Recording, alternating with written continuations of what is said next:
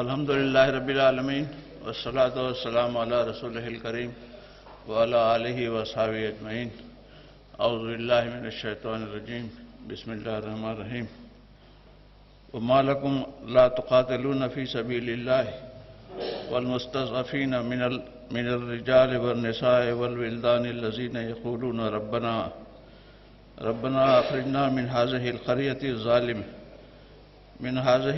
الظالم أهلها واجعل لنا من لدنك وليا.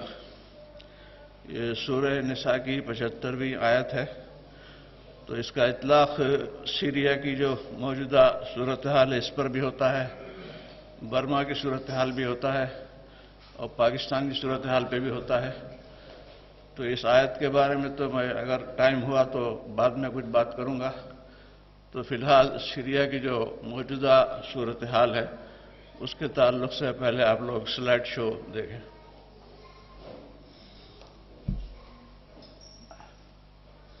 اس کے سلائیڈ شو کے 4 حصے ہیں. پہلے حصے میں بیک گراؤنڈ ہے، دوسرے حصے میں یہ ہے کہ یہ سیریا کی جو کہانی ہے کس طرح شروع ہوئی، اور تیسرے حصے میں ہے کہ اسد رجیم جو ہے وہ اس کے تعلق سے کیا پالیسی اختیار کیا ہوا، اور چوتھا حصہ یہ ہے کہ اس کی خلاصہ کیا ہے کر کے نا. دوسری سلائیڈ لو. یہ رجیم جو ہے نا اسد کی، بشر الاسد جو ہے یہ 11 سال سے ہے، اور اس سے پہلے ان کے والد تھے وہ کوئی 29 سال سے وہ تھے. یہ دونوں کے ملا کے کوئی 40 سال کا ان کا دور ہے کہ جو سیریا پر ایک ہی حکمرانی چل رہی ہے، باپ بیٹے کی ملا کے. تو اس کے حساب سے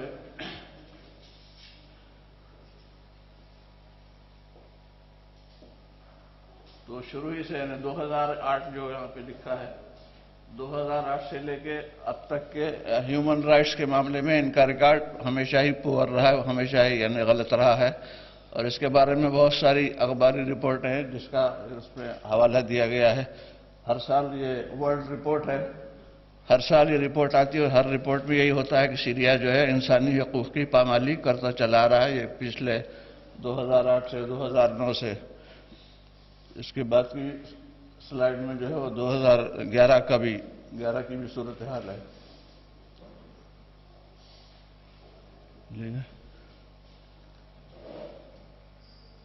اچھا، اب یہاں پر یہ ہے کہ یہ کس طرح سے یہ کہانی شروع ہوئی ہے سیریا میں. تو اس کے اندر یہ ہے کہ اور اگلا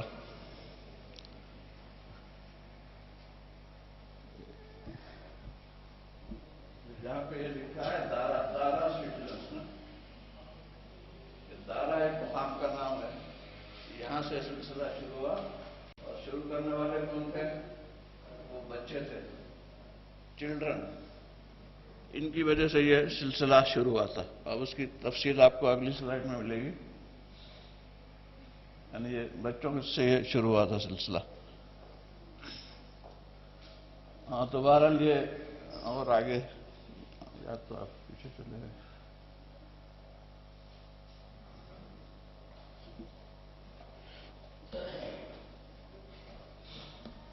آگے چلے گئے. بہرحال مقصد کہنے کا یہ کہ دارا میں کچھ طلباء نے یہ جو ہیومن رائٹس کی پامالی ہو رہی تھی وہ دارا کے بعد والا سیکشن نکالے ہم.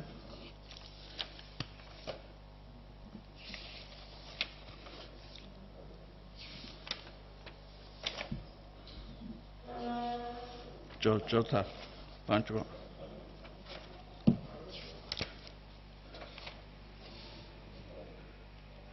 15 لڑکوں نے اس کے خلاف کچھ شور شار مچانا شروع کیا تھا. اور اس زمانے میں پورے عرب دنیا کے اندر یعنی لیبیا میں اور مصر میں اور ٹیونیشیا میں جو کچھ بھی آج کل اس کو عرب اسپرنگ کہتے ہیں عرب، تو اس کا وہ سلسلہ چل رہا تھا. تو لڑکوں نے یہ نعرے لگا کہ یور ٹرن از نیکسٹ، یعنی اب تمہاری باری ہے، بشر الاسد کے بارے میں. تو اس پر جو ہے وہ حکومت نے سختی سے ان بچوں کو ان کو اریسٹ کیا ان کے ساتھ بے انتہا بے دردی سے مظالم کیے، مارا پیٹا، تو اس کے نتیجے میں یہ ہوا کہ ان کے ماں باپ جب گئے تو ان کے ماں باپ کو چھٹے نمبر کی سلائڈ دے، ان کے ماں باپ نے کہا تو اس شہر کا جو انچارج تھا وہ یا بشر الاسد کا کوئی کزن تھا، تو اس نے بہت آگے چلے گئے اور پیچھے آئی تھوڑا سا، تو وہ ان کے کزن نے کہا کہ بھائی ہم یہ بچوں کو، ماں باپ نے کہا بھائی بچوں کو چھوڑ دو، یہ بچے ہیں، انہوں نے ایسے ایک نعرہ لگا دیا ہے، اس کی کیا وہ ہے؟ ان کا نہیں، یہ بچوں کو نہیں چھوڑیں گے بلکہ تمہاری بیویوں کو بھی پکڑیں گے اور ان کے ساتھ ہم زناکاری بھی کریں گے اور ان سے ہم اپنے بچے پیدا کریں گے اور وہ بچے جو ہے ہمارے حکومت کے وفادار ہوں گے۔ یہ جواب ان کو ملا، تو اس پر جو ہے وہاں پر پروٹیسٹ عام لوگوں نے بھی کرنا شروع کیا کہ نہ صرف زیادتی کر رہے ہیں بلکہ ہمارے ساتھ بدتمیزی اور ہماری بیویوں کی عصمت دری تک کا انہوں نے ارادہ کر لیا ہے۔ تو اس طرح سے یہ آگ جو ہے بھڑک اٹھی۔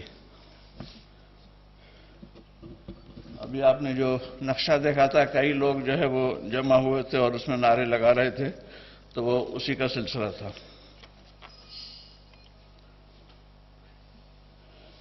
اب یہ اس کے جواب میں یعنی جب بھی یہ سیریا سے بات کہی جاتی ہے کہ عوام کی بات سنو، ان کے مطالبات مانو اور ان کی یعنی جو بھی مشکلات ہیں ان کو حل کرو، دور کرو، تو مسلسل ادھر سے جواب یہی ملتا ہے کہ یہ چند شرپسند لوگ ہیں جو ہمیشہ ایسی حرکتیں کیا کرتے ہیں، ان کا علاج یہی ہے کہ ان کو ختم کر دیا جائے۔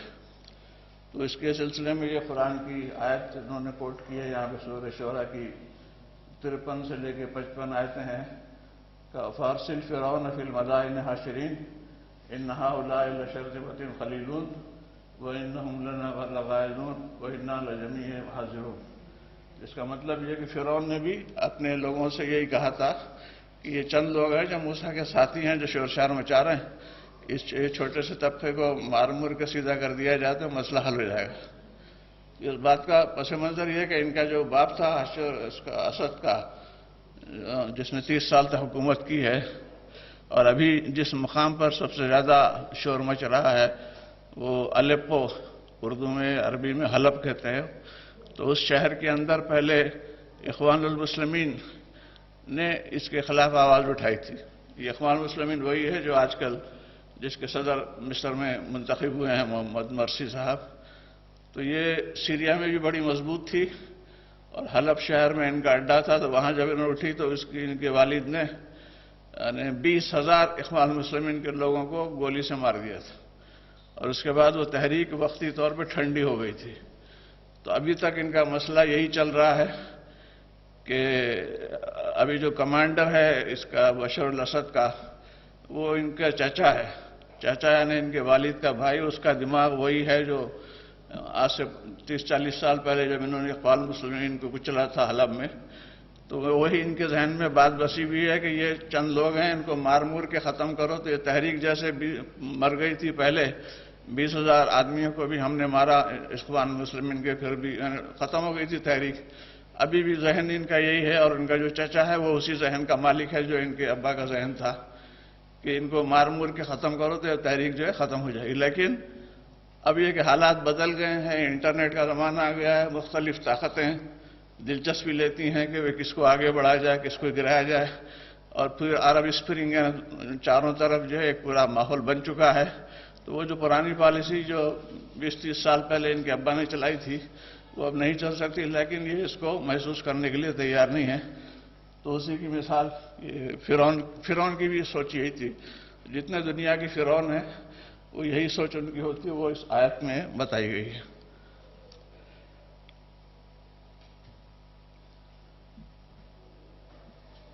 اور اس کے بعد یہ 1 سال کے بعد کہتے ہیں کہ اب ہمارا وہ ختم ہو چکا ہے، کیا کہتے ہیں، جنگی دور گویا شروع ہوا ہے نا، چلیں آگے بڑھیں۔ بس یہ ریسپانس اس کا یہ ہے کہ یہ مار پیٹی کیے جا رہے ہیں اور کوئی خاص بات نہیں ہے اس میں۔